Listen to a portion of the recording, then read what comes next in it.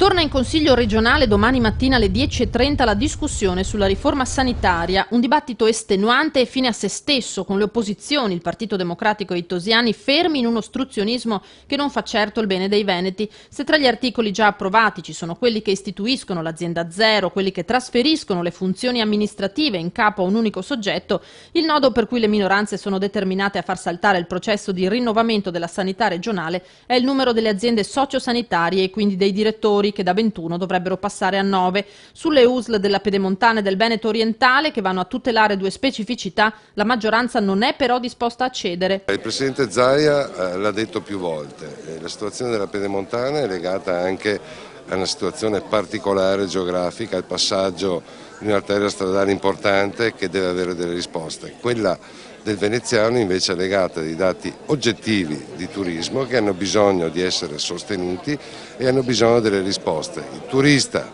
che viene in Italia guarda anche quella che è la corretta assistenza sanitaria che può trovare in luogo, e questa è una risposta della Regione, direi, importante.